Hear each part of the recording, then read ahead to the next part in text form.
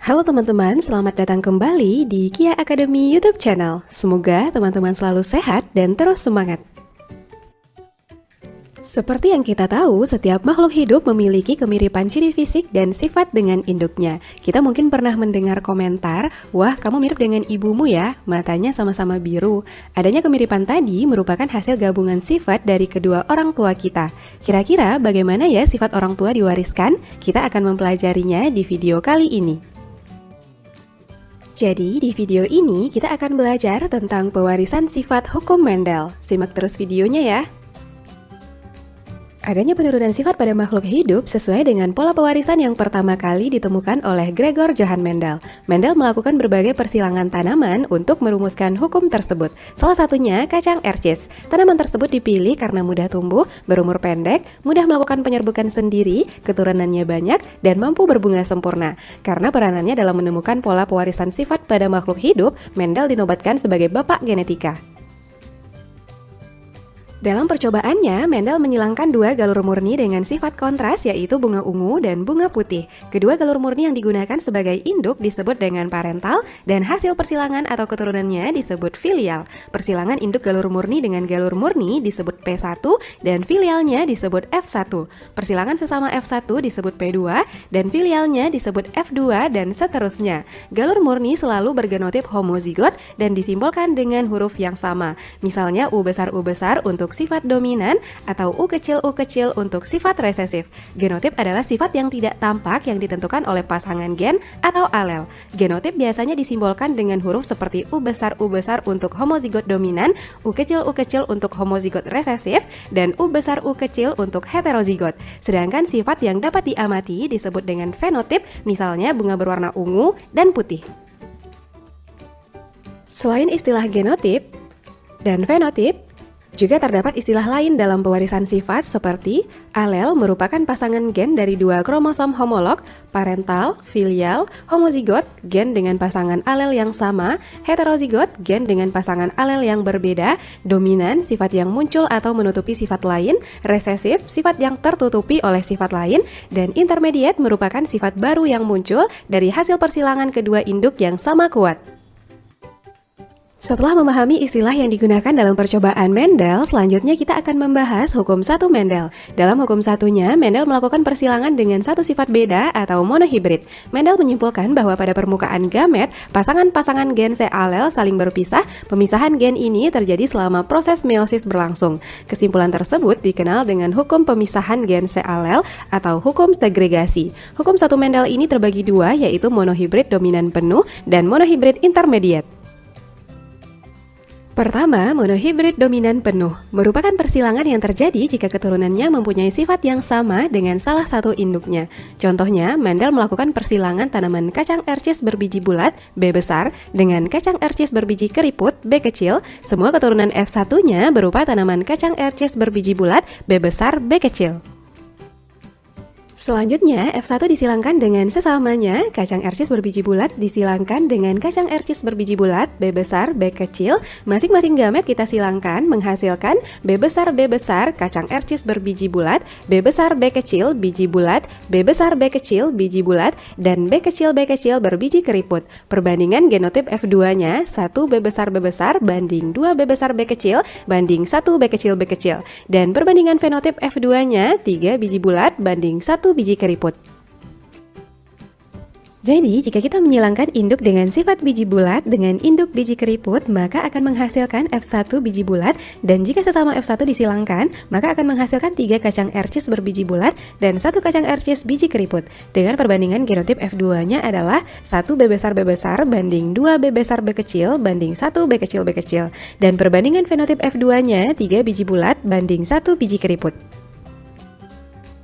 Hukum segregasi kedua adalah monohibrid intermediate. Dalam percobaan ini, sifat dominan tidak muncul secara penuh karena adanya sifat intermediate, sehingga fenotip F1 adalah gabungan sifat kedua induknya. Contoh sifat intermediate terdapat pada bunga pukul 4. Mendel melakukan persilangan bunga pukul 4 berwarna merah M besar dengan warna putih M kecil, yang persilangannya menghasilkan F1 bunga warna merah muda M besar M kecil.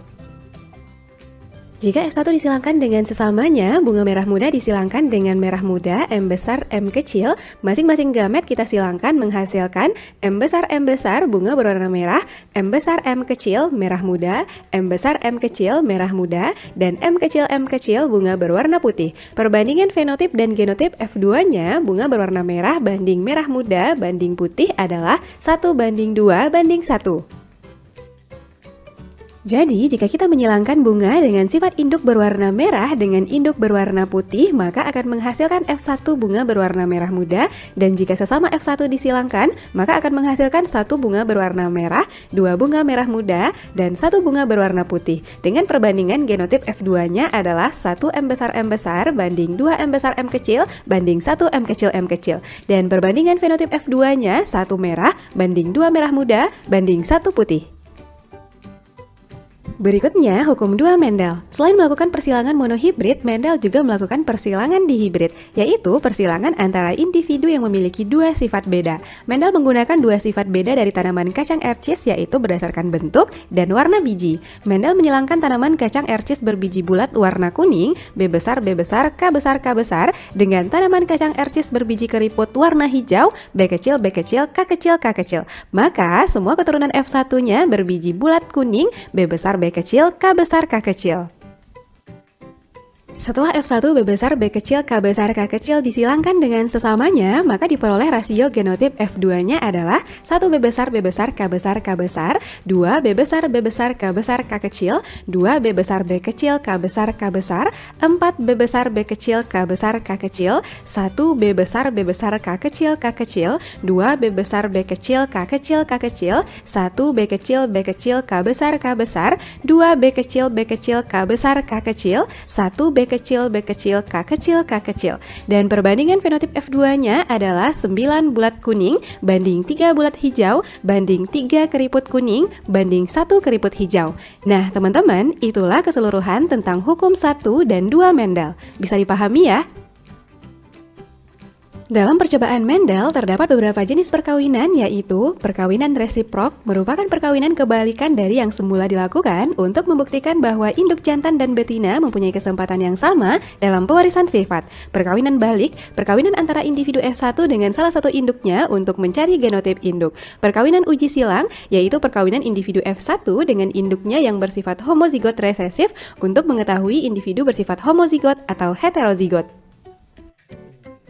Kita lihat masing-masing contoh untuk setiap jenis perkawinan. Pertama, perkawinan resiprok, disilangkan ayam jantan kuning H kecil dengan ayam betina hijau H besar, maka akan menghasilkan F1 ayam berwarna hijau H besar, H kecil. Jika sesama F1 disilangkan, ayam jantan dan betina berwarna hijau H besar, H kecil, masing-masing gamet kita silangkan menghasilkan H besar, ayam berwarna hijau, H besar, H kecil berwarna hijau, H besar, H kecil hijau, dan H kecil ayam berwarna kuning. Perbandingan F2-nya, ayam berwarna hijau banding ayam berwarna kuning adalah 3:1. Jika dibalik, ayam jantan yang berwarna hijau disilangkan dengan betina berwarna kuning, maka hasil F1-nya tetap ayam berwarna hijau dan F2 tetap memiliki perbandingan fenotip 3 ayam berwarna hijau banding 1 ayam berwarna kuning. Jadi, perkawinan resiprok ini membuktikan bahwa induk jantan dan betina mempunyai kesempatan yang sama dalam pewarisan sifat. Jenis perkawinan berikutnya adalah perkawinan balik atau backcross. Dilakukan antara individu F1, misalnya kucing hitam heterozigot dengan salah satu induknya betina putih yang bersifat resesif sehingga gametnya B kecil. Perkawinan ini bertujuan untuk mencari genotip induk jika diketahui genotip F1 adalah B besar, B kecil. Perkawinan ini menghasilkan keturunan atau F2-nya adalah kucing hitam B besar, B kecil dan kucing putih B kecil, B kecil. Karena hasil F2-nya kucing hitam banding putih sama dengan 1:1, berarti induknya bergenotip B kecil, B kecil. Jika individu F1 kucing hitam disilangkan dengan salah satu induknya yang lain, yaitu kucing hitam homozigot, maka akan dihasilkan keturunan F2-nya kucing hitam bergenotip B besar, dan B besar, B kecil. Karena hasil F2-nya semua hitam, berarti induknya bergenotip B besar, B besar. Jadi perkawinan balik ini bertujuan untuk mencari genotip induk dengan menyilangkan individu F1 dengan salah satu induknya. Dan jenis perkawinan yang terakhir adalah uji silang atau tes cross. Misalnya, tikus hitam H besar H kecil disilangkan dengan tikus putih H kecil yang resesif, menghasilkan keturunan 50% tikus hitam dan 50% tikus putih. Maka tikus hitam yang disilangkan tersebut adalah heterozigot. Jika tikus hitam disilangkan dengan putih resesif dan menghasilkan keturunan 100% hitam, maka genotip tikus hitam yang disilangkan tersebut adalah homozigot. Jadi, perkawinan uji silang ini bertujuan untuk mengetahui suatu individu bersifat homozigot atau heterozigot. Gimana? Sekarang teman-teman bisa memahaminya ya? Agar teman-teman semakin paham, mari kita selesaikan contoh soal berikut.